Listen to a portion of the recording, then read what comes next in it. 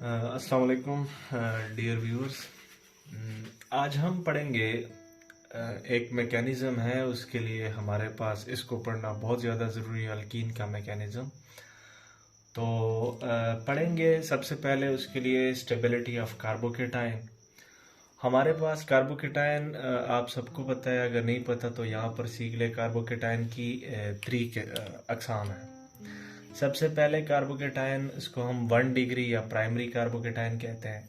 ऐसे कार्बोकेटाइन जो हमारे पास, ज़ाहिर सी बात है, कार्बोकेटाइन यानी कार्बन पे जब हमारा पॉजिटिव चार्ज आ जाए तो उसको हम बोलते हैं कार्बोकेटाइन। 1 डिग्री कार्बोकेटाइन वो कार्बोकेटाइन होते हैं, देखिए यहाँ पर हमारे पास ये देखें कार्बोकेटाइन है।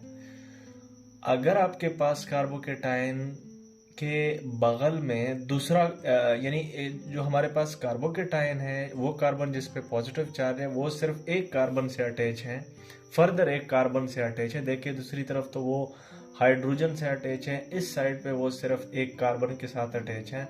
तो इस टाइप ऑफ कार्बोकेटाइन को हम बोलते हैं 1 डिग्री कार्बोकेटाइन। दूसरा हमारे पास कार्बोकेटाइन की जो दूसरी टाइप है उसको हम बोलते हैं 2 डिग्री कार्बोकेटाइन। देखें वो कार्बोकेटाइन जो कि हमारा, देखिए ये कार्बोकेटाइन है, इसके अगल बगल में हमारे पास दो कार्बन मौजूद हैं। तो इस कार्बोकेटाइन को हम जो है वो 2 डिग्री कार्बोकेटाइन कहेंगे। यानी वो कार्बोकेटाइन जो कि फर्दर दो कार्बन के साथ अटैच हो उसको हम 2 डिग्री कार्बोकेटाइन कंसीडर करेंगे। तीसरा हमारे पास कार्बोकेटाइन है 3 डिग्री कार्बोकेटाइन। वो कार्बोकेटाइन जो हमारे पास फर्दर 3 कार्बन के साथ जुड़ा हो, तो उसको देखिए। अब हमने कार्बोकेटाइन को जान लिया कौन कौन से अकसाम है कार्बोकेटाइन के। अब हम पढ़ेंगे स्टेबिलिटी, यानी कार्बोकेटाइन अगर बनता है, फॉर एग्जांपल बन गया है, तो वो अपने आप को किस तरह स्टेबलाइज करता है, तो इस पे हम बात करेंगे। तो देखें फॉर एग्जांपल हमारे पास यहाँ पर हाइड्रोजन, यहाँ पर हाइड्रोजन और यहाँ पर कोई, ये समझ ले 1 डिग्री कार्बोकेटाइन लेता हूँ, तो आगे से 2 डिग्री और 3 डिग्री की स्टेबलाइजेशन आप लोगों को खुद बहुत समझ आ जाएगी। यहाँ पर कार्बोकेटाइन बन गया। तो देखें इस कार्बन को चाहिए इलेक्ट्रॉन। अब दो ऑप्शंस हैं इस कार्बन के पास, हमारे पास इस पॉजिटिव चार्ज को न्यूट्रलाइज करने के लिए दो ऑप्शंस हैं। एक ऑप्शन ये है कि वो जो उसके साथ लगा हुआ हाइड्रोजन है, जो उसके साथ लगा हुआ हाइड्रोजन है, उससे इलेक्ट्रॉन जो है वो अपने ऊपर शिफ्ट कर दें। अब लेट सपोज उसको शिफ्ट कर लेते हैं, नीचे देखते हैं क्या होता है।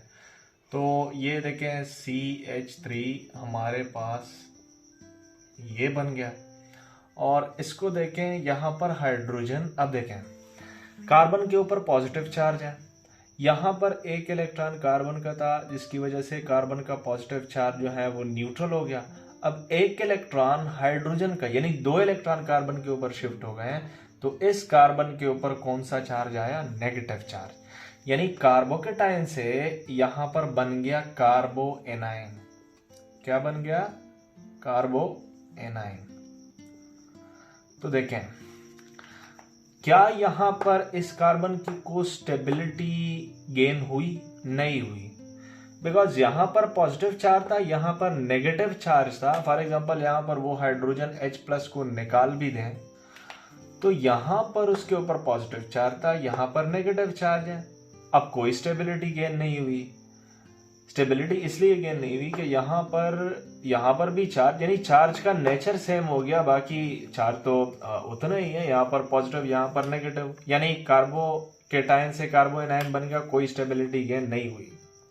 अब ये कार्बोकेटाइन, यानी हमारा जो ये प्रोसेस है, ये अब देखें इस हाइड्रोजन से तो इस कार्बन का सिर्फ चार्ज चेंज हुआ, बाकी उसको स्टेबिलिटी गेन नहीं हुई।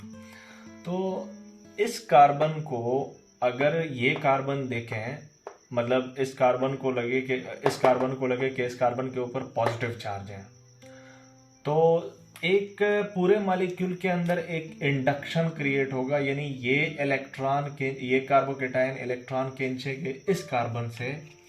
तो इस कार्बन से जब खींचेंगे तो इसकी इंडक्टिव इफेक्ट की वजह से हमारे पास इन हाइड्रोजन में से किसी एक हाइड्रोजन से ये जो कार्बन है ये इलेक्ट्रॉन अगर खींच ले, फॉर एग्जांपल अगर खींच ले तो कुछ यू फिनोमेना हमारे पास बन जाएगा, हाइड्रोजन हाइड्रोजन।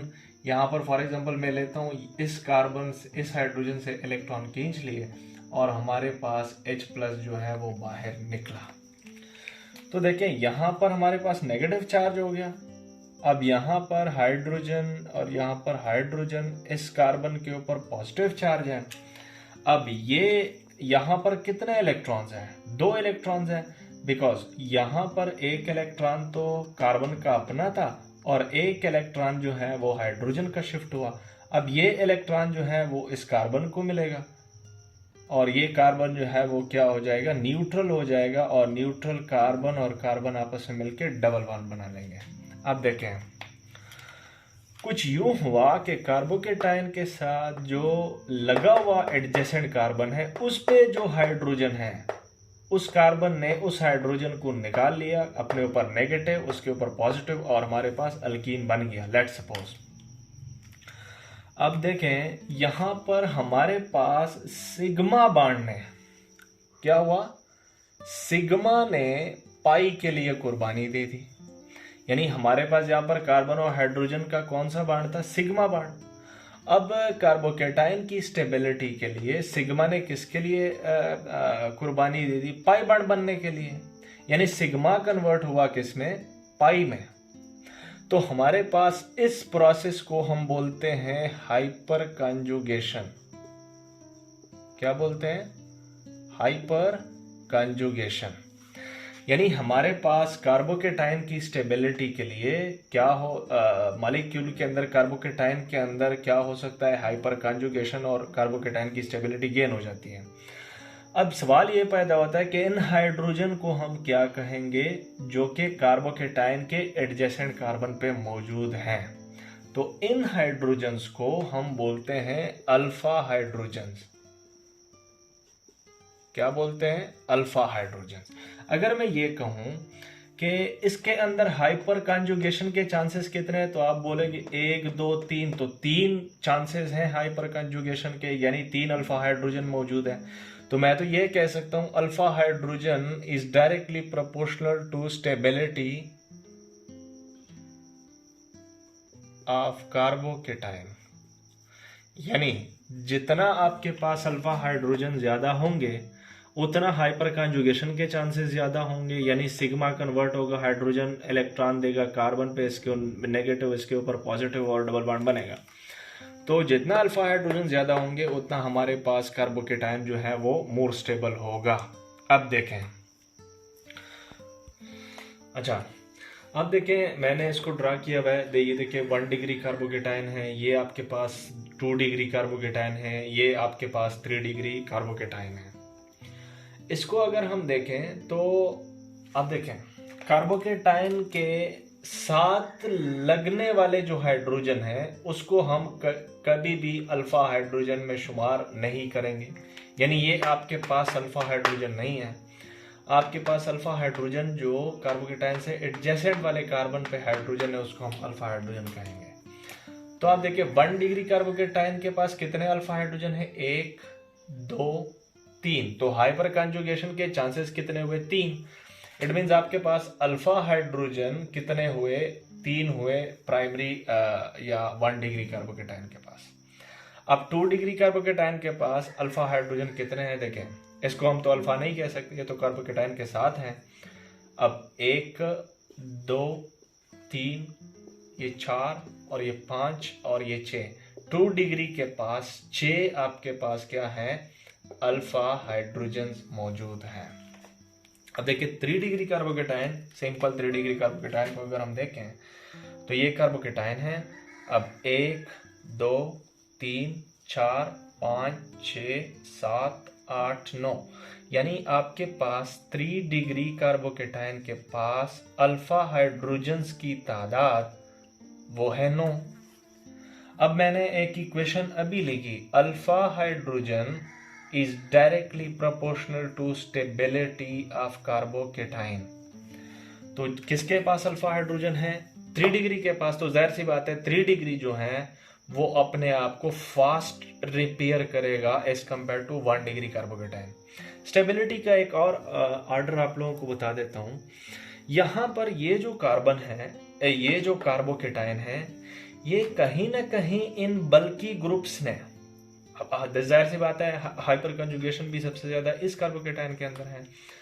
दूसरा जो स्टेबिलिटी ऑर्डर है, दूसरी की तरफ अगर हम स्टेबिलिटी देखना चाहें तो ये कार्बन जो है, ये जो 3 डिग्री कार्बोकेटाइन है, ये हमारे पास हिंडर्ड भी है, हिंडर्ड है। हिंडर्ड का ये मकसद है कि हमारे पास इन 3CH3 ग्रुप्स के अंदर, यानी इन 3R ग्रुप्स के अंदर हमारे पास जो ये वाला कार्बोकेटाइन है ये इंबेडेड है, जिसको हम स्टेरिक हिंड्रेंस इफेक्ट बोलते हैं। क्या बोलते हैं? Steric hindrance effect. यानी ये कार्बोकेटाइन जो है वो हिंडर्ड भी है, यानी एक किस्म का छुपा हुआ है इन बल्की ग्रुप्स के अंदर। तो ये भी एक स्टेबिलिटी की वजह है हमारे पास 3 डिग्री कार्बोकेटाइन के पास। एक और भी है हमारे पास, ये जो 3 डिग्री कार्बोकेटाइन है ये CH3 हमारे पास गुड, हमारे पास इलेक्ट्रॉन डोनेटिंग ग्रुप है।